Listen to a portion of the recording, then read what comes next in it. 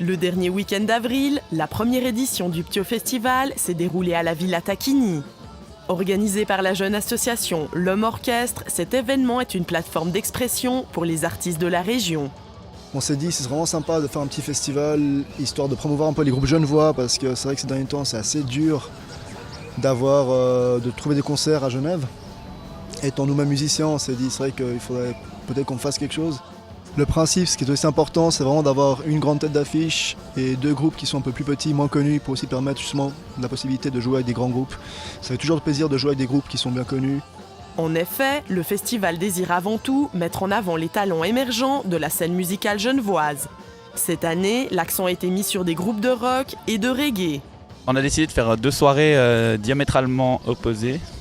Donc on a une soirée rock metal qui ce soir vendredi donc avec 3 groupes Maasai, Signs of Misfortune et Prométhée, et demain donc on a une soirée ska reggae donc plus calme avec Naranja Positive et Nadja Vibes. Pendant la journée, théâtre, démonstrations de cirque et autres animations se sont succédées. L'événement a d'ailleurs été accueilli à bras ouverts par les animateurs de la Villa Tacchini. Ça amène une animation importante dans le quartier. C'est la première chose. La deuxième chose, c'est que ça répond à une demande des jeunes, quoi. Il y a peu de concerts pas chers qui réunissent les groupes comme ça, qui sont quand même pas ce qu'on voit dans les grandes salles.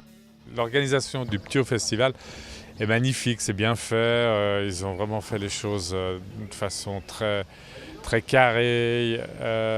Ils ont pensé à beaucoup de choses. C'est bien préparé. Je pense que si le public est là, ça sera une grande soirée. Le soir, le public a eu l'opportunité de découvrir des groupes locaux. La motivation des spectateurs était au beau fixe, ainsi que celle des musiciens présents pour la soirée d'ouverture. Ça serait la première fois qu'on jouerait dans la grande salle de la Villa Tacchini. Et on a beaucoup joué dans l'ancienne salle. Et ça, pour nous, c'est une expérience qui va être assez cool, j'ai envie de dire. Toutes les conditions avaient l'air d'être réunies pour faire un magnifique concert. Et voilà, on est très contents d'y être. À la base, on était super heureux de faire ça, donc du coup, c'était plus un plaisir que devoir stresser à tout prix pour pouvoir préparer nos chansons et être prêt pour cet événement. Mais on a eu beaucoup de plaisir à répéter pour ce concert.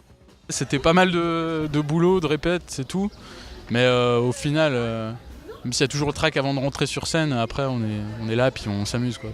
Le Ptio Festival a donc été un événement motivant pour les graines d'artistes de la région et dénote une forte implication des jeunes à vouloir participer activement à la vie culturelle et musicale.